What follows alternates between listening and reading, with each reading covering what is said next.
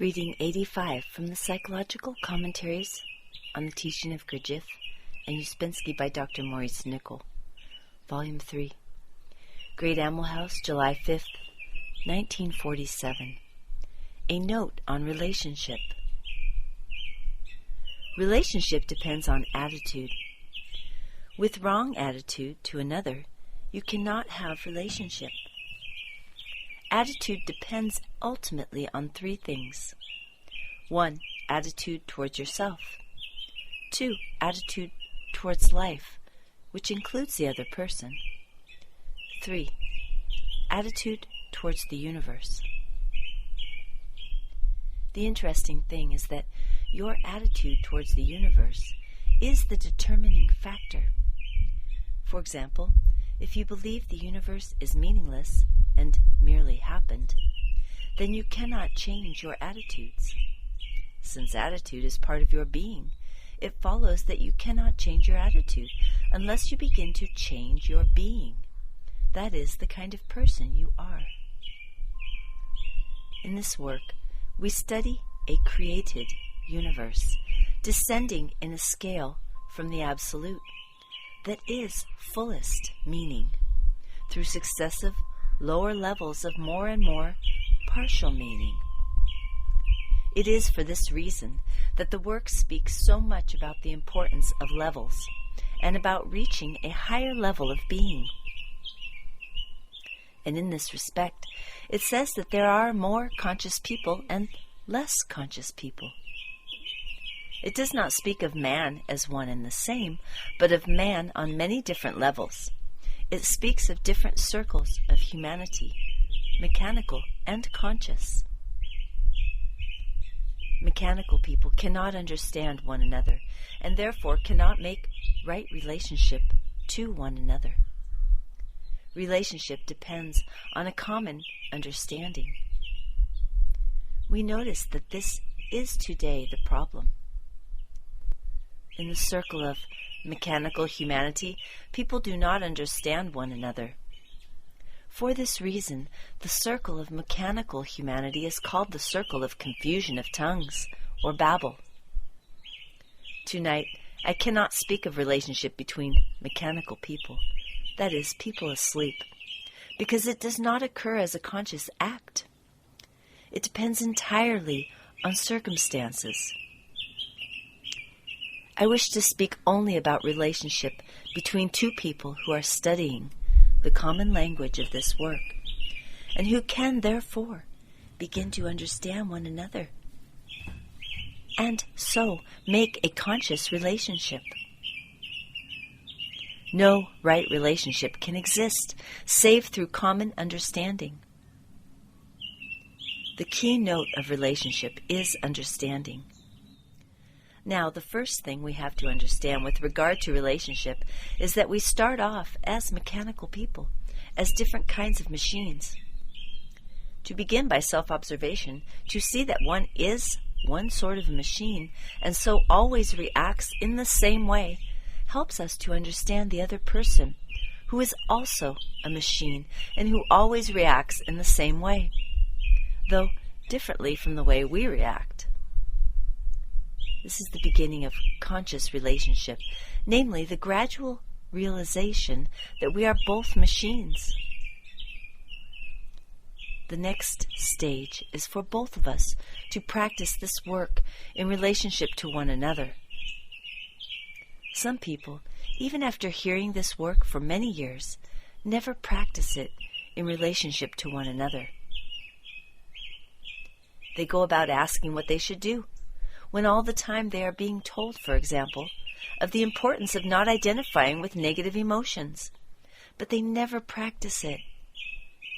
This is because they do not yet feel the work strongly enough, that is, emotionally enough. It is not yet real, and also this is due to the fact that they never observe themselves from those points of view that the work teaches them to observe themselves from. In other words, the work is outside them, mere words and diagrams. They may think that they work on themselves, but they work only in imagination.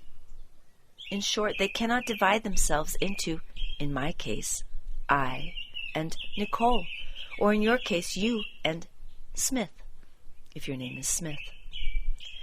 Now, unless you can divide yourself into an observing side and an observed side, you cannot do this work. Why? Because you take yourself for granted. If your name is Smith, you take Smith for granted and probably have many pictures, admirable, of yourself. These self-pictures will fortify Smith, and therefore you will always find fault with everyone except yourself.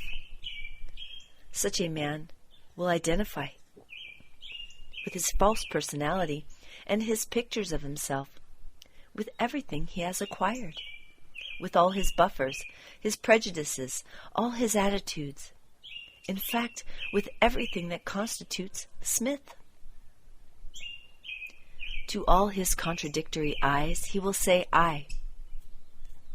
Now, from the work point of view, such a man is in deep sleep. He may be tolerably placed in life, that is, in sleeping humanity, but for such a man, the work is useless. The work is about a further possible development, latent in everyone, and this development begins with a certain technical self-observation along certain lines carefully laid down for us. Only by following the work can a man begin to change himself, to separate himself from what he has hitherto taken as himself. And only in this way can a man begin to have a conscious relationship to others who are working along the same directions as he is. You will see I am talking about relationship from the work point of view and not from the life point of view. To see in yourself what you criticize so easily in another person is to begin to make a conscious relationship. There are 3 lines of work. 1, work on oneself. 2, work in regard to relationship to other people in the work. And 3, finally, work that helps the work in general. The first 2 lines are really all to do with conscious relationship, which, as I said, is based on mutual understanding through the study of a system such as this work, which enables you to speak to one another in the same language and not in terms of babble, the usual rose. Conscious relationship is a very wonderful thing, however imperfectly it is carried out by us at present.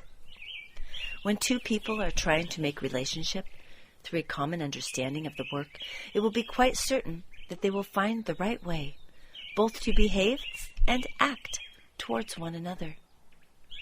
In other words, the work will show them what to do. There is a phrase sometimes used, the work will find a way, but this applies only to those who work on themselves. Now, I will add one practical thing more. If 2 people cherish, in fact, love and dote on their negative emotions and keep on making mutual inner accounts, one against the other, they will never make relationship. Why? Simply because neither of them is working. Once you begin to have negative emotions against another person whom you say you love and enjoy them secretly, you are making it impossible to have relationship. Love is canceling all debts. In this work, we are supposed to be able, after a time, to non-identify with our negative states and not believe in them. This is transcending the situation by work on a higher level. It is not finding a solution to the situation. It is transforming the situation through all the new ideas and force that this work can give. But if your narrow self-attitudes remain the same, nothing can change. The assimilation of the new ideas of this work and all the new viewpoints it gives changes your mind. And since the primary seat of our attitudes lies in the mind, you will realize what was said at the beginning, that only by new knowledge can your attitude change. In that esoteric volume, called the New Testament, where only hints and scraps of esoteric teaching are given, it is taught that a man must change his mind before he can heal himself. Unfortunately, the Greek word is translated as repent. It means, really, that a man, a woman, must change their whole outlook and way of thinking if they themselves wish to be different.